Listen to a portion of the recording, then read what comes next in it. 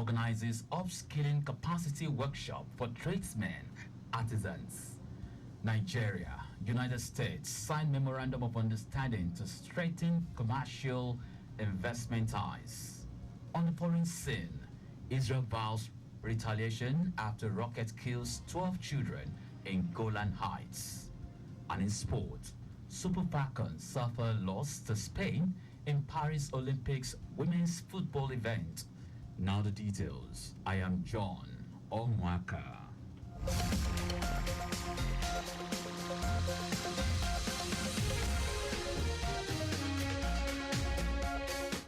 Lagos State government has organized a capacity enhancement program for members of the informal sector comprising tradesmen and artisans as part of efforts to improve work performances and contribute to the industrial development of the state. Commissioner for Wealth Creation and Employment, Akiemi Ajigbotafe, stated that the commencement of the program is a clear demonstration of the state government's commitment to capacity development for practicing tradesmen and artisans for competitiveness in Lagos State. He said the upskilling program is in line with the Themes Plus agenda of Governor Babajide Sanwo-Olu for an all-inclusive government, as well as to enable artisans and tradesmen benefit from the program and maximize their potential using modern equipment to produce more output at a higher capacity. In her remarks, the Executive Secretary, Lagos State Technical and Vocational Education Board, Ronke Aziz, stated that the agency will provide a facility for the training program. The Lagos Indigenous Youth Network has urged citizens to be cautious of protests that may lead to tension and violence, and instead encourage dialogue and collaboration with leaders to address grievances. Leader of the Indigenous Youth Network, Mobolaji Ogulende, made this call at a press conference held at the iconic Three Wise Men statue in Nuruddin Olokpopo with the theme Peaceful Dialogue Over Protest. Ogulende, who emphasized the importance of constructive engagement and peaceful coexistence, noted that the destructions during the NSAS saga is still fresh as many business owners are out of business.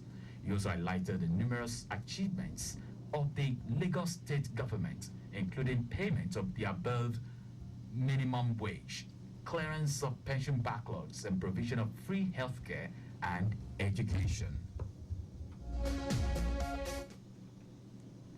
Against the citizens constructively engaging their leaders when it's crucial, but the moment when such engagement becomes a platform for tension and angering sponsored for political scores, then it is time to call for caution. This is what we are doing here today. The intelligence gathered so far reveals that the protest is politically motivated and not in the interest of Lagosians who are peace-loving and hardworking. We do not support it. We say no to any protest in whatever guise or disguise. We are coming together to defend our Lagos against any possible destruction.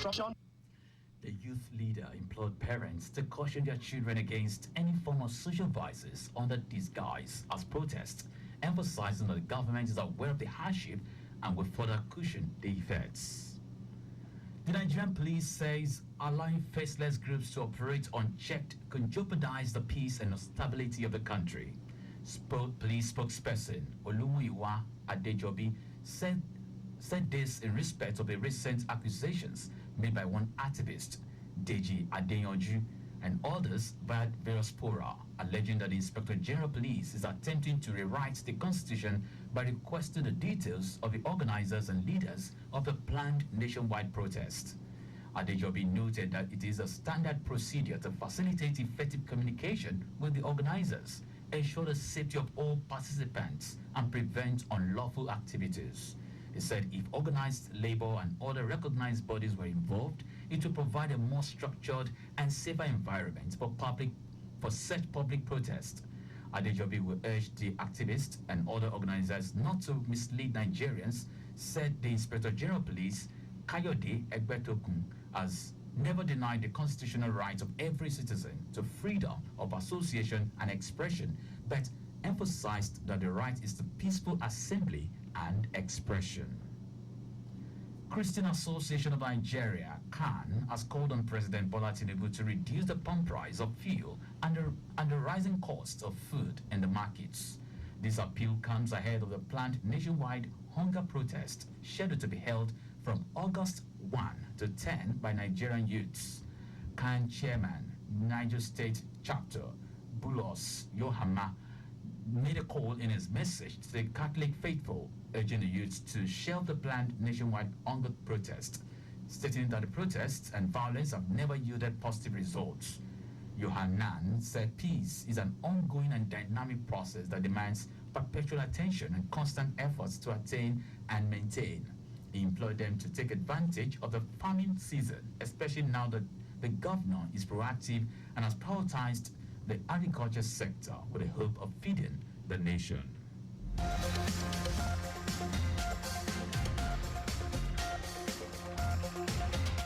Now to the rest of the stories. The federal government of Nigeria, in partnership with the United States, has signed a Memorandum of Understanding (MOU) to strengthen commercial and investment ties. Minister of Industry, Trade and Investment, Doris Uzoka, said the partnership underscores the commitment to nurturing an enabling environment for investment and trade, which is crucial for President Bola Tinubu's economic development agenda. Uzoka noted that the MOU marks a pivotal moment in Nigeria-US economic relations by focusing on critical sectors like infrastructure, agriculture, and the creative and digital economy. U.S. Secretary of Commerce Gina Raimondo emphasized the importance of the partnership, saying, with the largest population and largest democracy in Africa, Nigeria is an essential partner for the United States. Ogun State government has threatened to revoke the land allocation of erring subscribers under its regeneration housing scheme at the Bara government residential area in Abeokuta. Commissioner for Housing Jamiu Omoniyi gave the warning while addressing the 95 subscribers, warned that whoever fails to start developing their lands within 60 days as stipulated in the agreement form will forfeit the allocation, and appropriate rules shall be applied in case of a refund of the deposit. Omoniyi also stated that houses must be built in a particular area, must conform with the prototype, particularly the exterior. The commissioner explained that subscribers will also be required to pay infrastructure upgrade charges to take care of some facilities like drainage and culvert, just as the ministry was already discussing with the State Water Corporation so that subscribers would not need to sink boreholes. And now to foreign news. Israeli Defense Minister Yoav Gallant has vowed to hit the enemy hard after rocket fire from Lebanon killed 12 young people in the Israeli-annexed Golan Heights, and again raised fears that a war in Gaza would spread.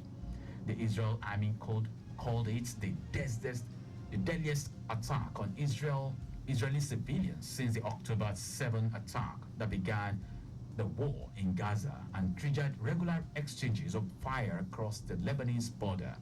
Meanwhile, Iran has warned Israel that any new military adventures in Lebanon will lead to unforeseen consequences. On their part, the Western powers, including France and Germany, have condemned the attack and appealed for calm, with the European Union calling for an independent probe into what happened. Now sport. Nigeria's Super Falcons lost by a lone goal to world champions Spain in the women's football event of the Paris Olympics. It is the team's second loss in the games after losing to Brazil, also by a lone goal on Thursday. Spain dominated possession expectedly, and the winner came in the 85th minute when the Bisquos Pudletas heaved the ball after Dozier straight from a free kick spot. The defeat means the Falcons remains pointless in the tournament and must achieve a win against Japan at the same venue on Wednesday to stand any chance of progressing to the quarterfinals. And that's the news at 9. But just before we go, slow down at road junctions, intersections, and pedestrian crossings. You can follow us and like all our various social media platforms. X at Traffic Radio 961, Facebook Lagos Traffic Radio 96.1 FM, Instagram Lagos Traffic Radio 961. Subscribe and watch our news and programs live on YouTube at Traffic Radio 961. You can also visit our website www.trafficradio961.ng. Did you know that the Sanwo-Olu administration initiated 500 hectares rice farm technology and intervention project? You can get more details on the Lagos State Government website. To end the news, here are the highlights of the major stories.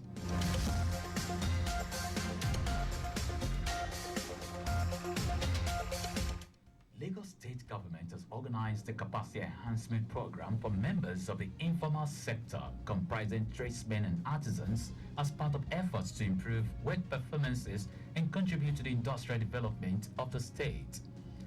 The federal government of Nigeria, in partnership with the United States, has signed a memorandum of understanding (MOU) to strengthen commercial and investment ties. We also told you that Israeli Defense Minister Yoav Gallant about to hit the enemy hard after rocket fire from Lebanon killed 12 young people in the Israeli annexed Golan Heights, and again raised fears that a war in Gaza would spread. And in sport, Nigeria's Super Falcons lost by a lone goal to world champions Spain in the women's football event of the Paris Olympics. For contact with the newsroom, send a message to info@trafficradio961.ng. That ends the news broadcast compiled by Sadiq Yusuf. I am John Omoaka. Thank you very much for listening.